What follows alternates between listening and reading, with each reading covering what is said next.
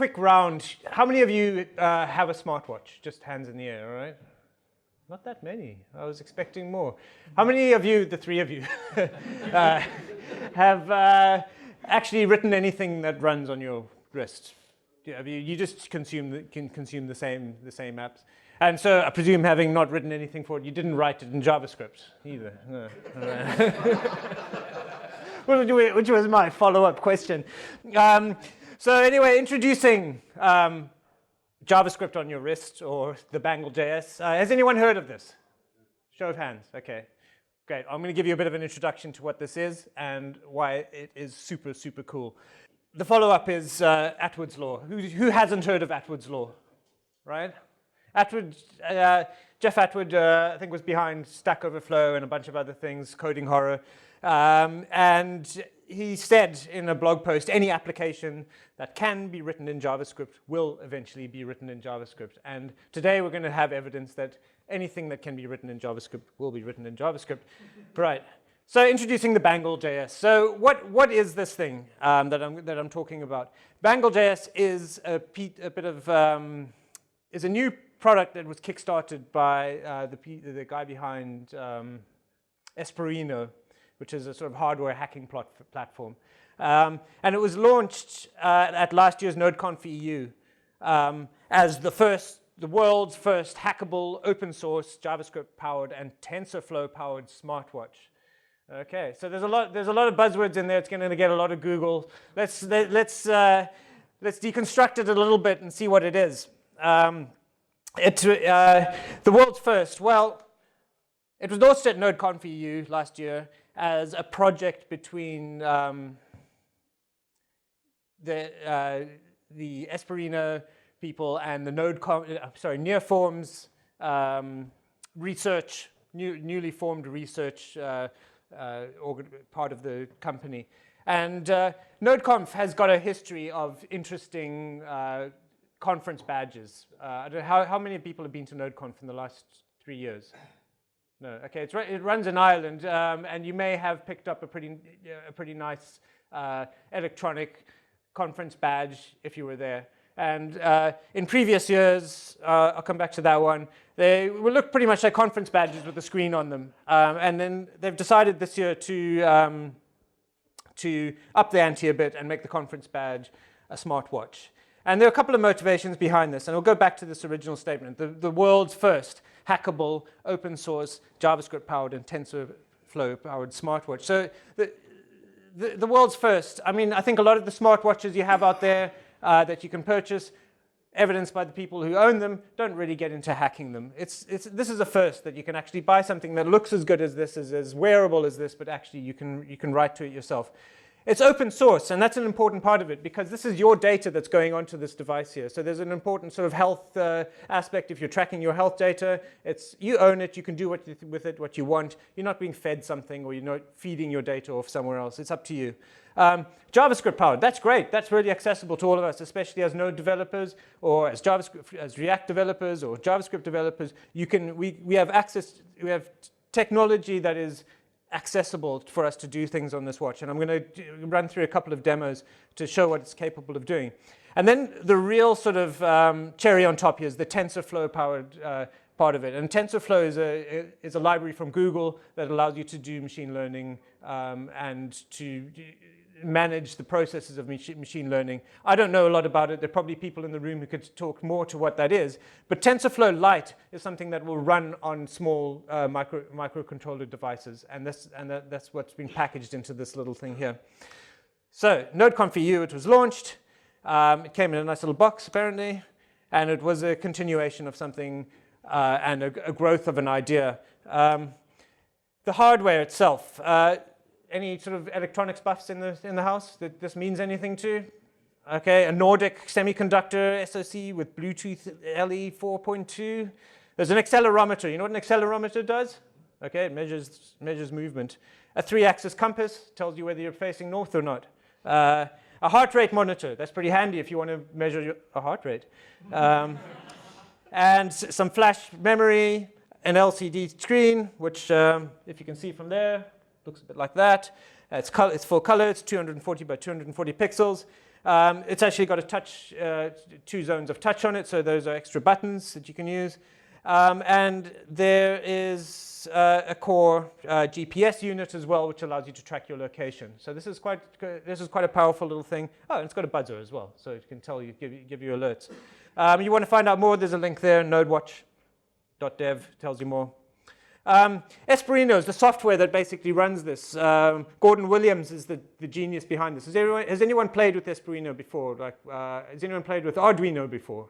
Okay, it's like a similar idea, but it compiles your JavaScript down to something that will run on a little microcontroller, which is really, again, it's nice for us, especially as JavaScript developers. I really urge you to look at Esperino, and if you're interested in doing anything outside of the 4 corners of your cloud portal, then you might want to do something that runs in the corner of your room, a little device that measures the temperature or measures the light, or just responds with a sound when you get a tweet mention or something. Who knows? There are all sorts of things you can do, and Esperino is a growing platform, and it's often been crowdfunded of small devices that you can plug in through USB or contact or make communication with through Bluetooth. If you're a hacker, you should get yourself interested and involved with that. I'll go into the software more, but I want to also just, as part of the demo, but also want to just have a quick look at what people are doing on the watch. Here's a QR code. Maybe it's some way of you being able to share a link to your website to allow people to scan that in, show them your watch. Here's someone who's used the GPS capability to track their route. I think it's a predefined route that they've uploaded to the watch and allowed them to check their progress along that route. Here's a game. You might recognize it. It also runs on the watch. And so there are also a whole lot of apps. And again, being open source, more than just owning your own data, it allows a lot of people to contribute apps and to extend the ecosystem. So I'm going to let's quickly visit the App Store, and then we can have a look at what kind of things people have been making. Everything from the bootloader that runs the core software and allows you to do the things that Bangle.js does is available here. There are various apps here in different categories: clocks, games, tools, widgets, and stuff around Bluetooth. Let's have a look at a simple one to start off with, and you can demonstrate what Esperino is capable of doing. So we'll look at a clock, for instance, just the straightforward. Where's the clock I'd like to look at?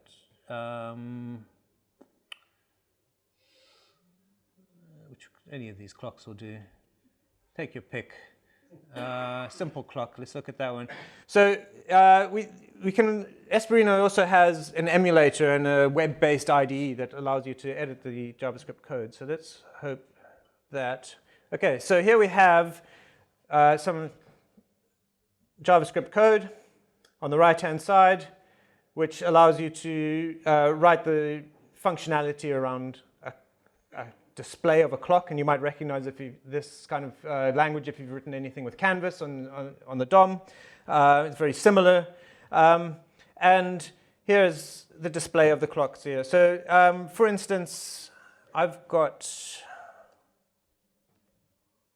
a version of my own LNUG clock, which I've managed to customize the colors to and have my own shape to the clock face. And this is something I'm working on. Maybe I'll have a little node-based clock face on my wrist when I've finished this. So to give an example, we could change the color. So let's change it from green to something else. Where have I done it? The color is here. So it's simple RGB. So instead of green, let's make it all red. Just for the simple thing, we upload it. and it's changed the color there. So it's fairly straightforward. But this is a very powerful idea that you can actually just edit everything in your browser and play around with it before you've even got access to the watch, because it's not available yet. You can purchase one, but it won't be sent to you for another few weeks because they're still making them. This is a beta edition. That's all very well. Let's have a look at a couple of the other sort of more interesting apps. For instance, what would life be without a party parrot on your wrist? So if you're heading out,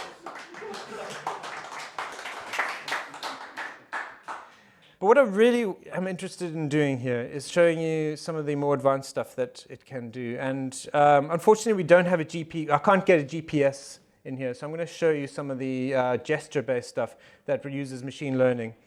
Okay, so again, there's an example that's using the emulator. Let's talk about TensorFlow. So does everyone kind of know how this works conceptually? We need to collect some sort of fuzzy, imprecise data based on the accelerometer, right? And without the precision, we don't really know what our gesture means. But with machine learning and a lot of data, we can train a model that helps us actually define what the different hand gestures could be, right? So I'm gonna try and give me a second while I try and connect my watch to the emulator, not the emulator, the actual IDE, and let's see if we can get some gestures going here, and I can show you what that looks like. And let's go to the IDE, not that one, not that one. Okay, here. Right, this is something I loaded earlier, and this is there's an article which I linked to in the slides there that would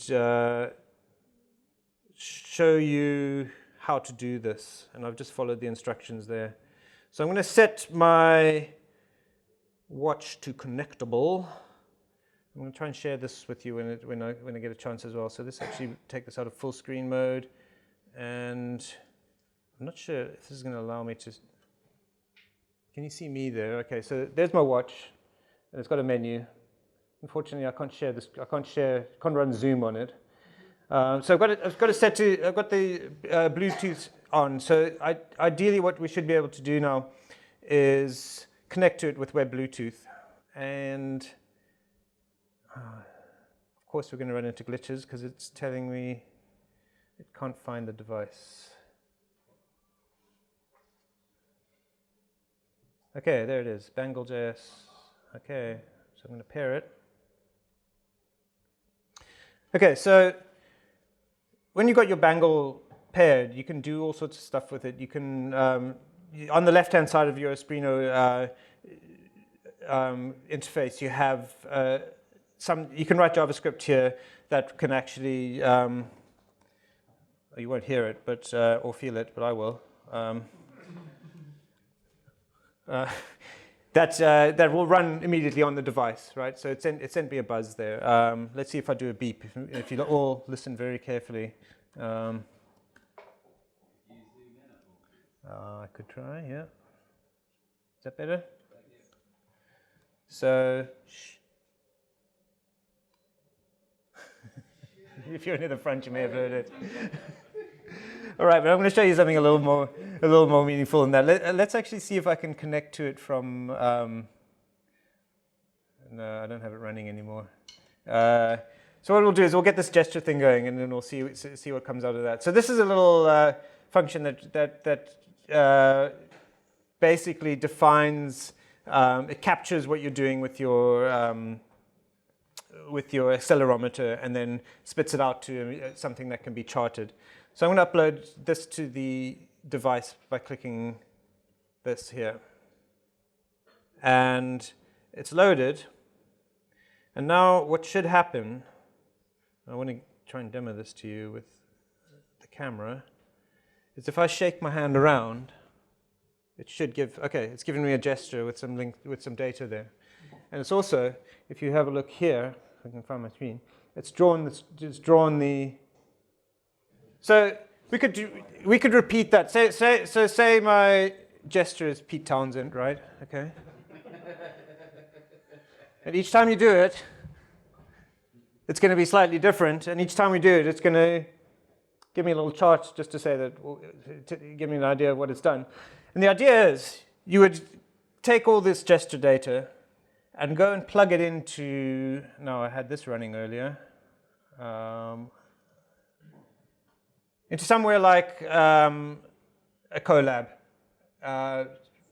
where you could add this to the set of data that your model can learn from.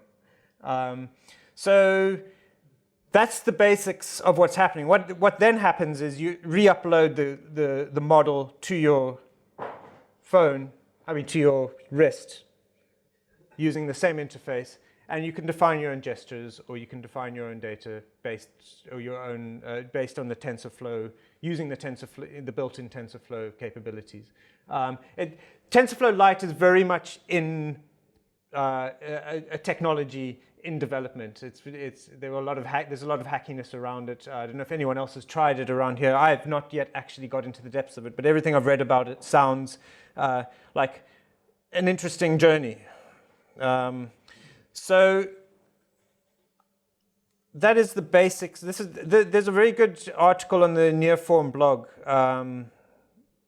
that covers how they did this, and this is this is one of the outcomes they had from all the similar exercise that we've just been going through, and charted that data to show the difference between claps and a random movement, or a swipe left or right or up and down. That is about it. But if you want, I can go back to the Espruino and sort of show some more of the demo, or if anyone wants to come up and have a look, and I can show you the watch in closer. But that's about it.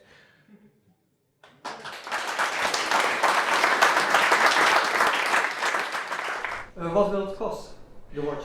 Okay, well, let's check it out, because that's worth doing. It's around 50 quid. So if we just go to, okay, so you can pre-order now. If you go to Bangle.js.com and click pre-order now, it'll take you to the Espruino shop. £69, sorry, yeah. So I mean, cheap at the price. I mean, come on.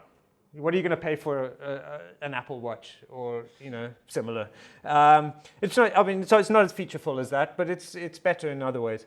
I backed it on Kickstarter, and I think I paid 100 quid, and I'm getting 2 of them.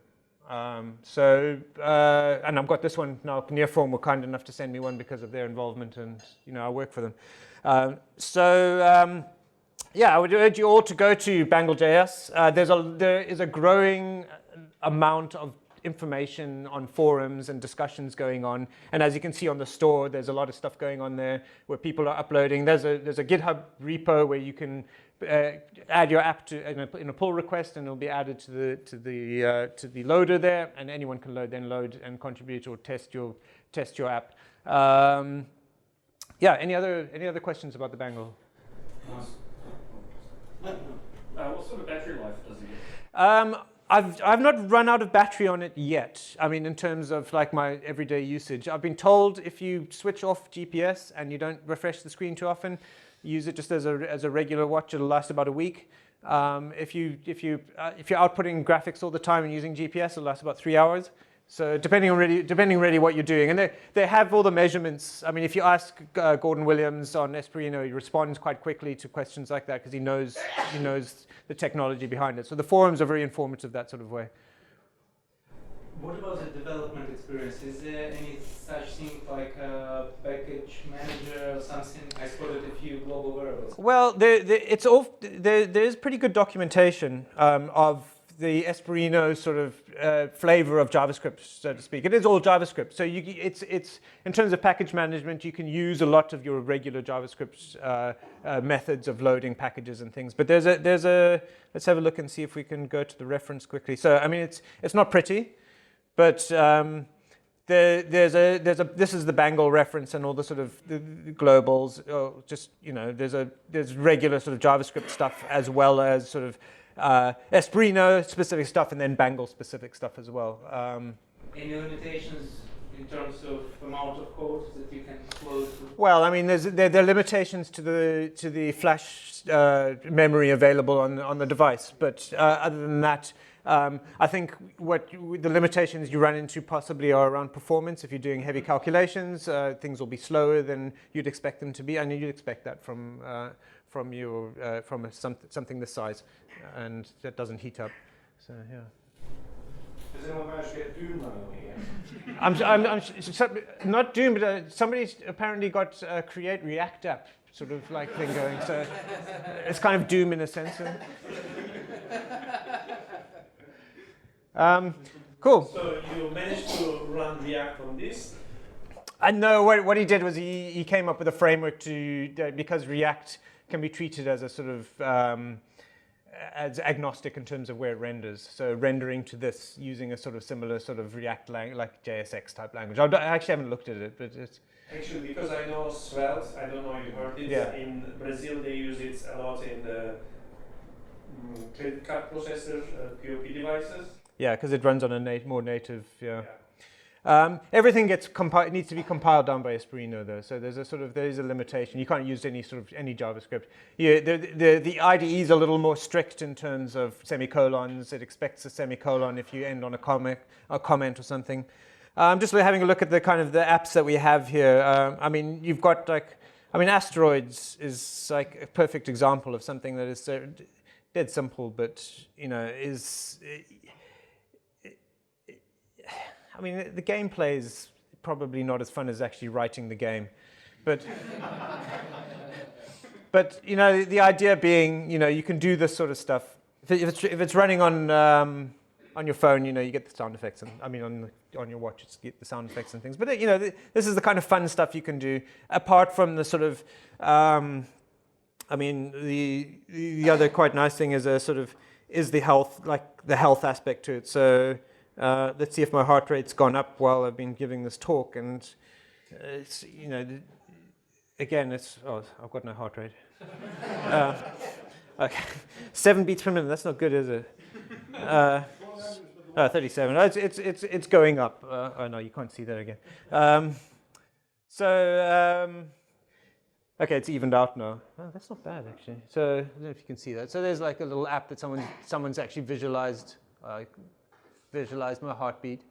So there's stuff like that, and I think as the ecosystem grows, there's going to be more connectivity, because at the moment what I found frustrating was like, oh, I'm a Node developer, I want to connect web feeds to it, and I want to gather information as I'm walking around the house about my heart rate, and you have to have some sort of there is still a lot of development that needs to happen in terms of, say, a Bluetooth-based web server that will allow you to collect the data you need from your watch in order for it to be meaningful, because you can't store it all on here. I can't go for a run and collect all the data I need for GPS tracking, for longer than a certain amount, because it'll just run out of space. It doesn't quite have the same sort of capabilities of that you'd expect from a commercial equivalent. But it's for what it is, it's pretty good, and it's a great start. Yeah, I don't want to. I mean, I think we'll leave the rest of the pub later, and I can show some of you at the pub. And yeah, I'll switch off talk mode now and get into competition mode, because we have to move on with the LNUG proceedings. We've run over time.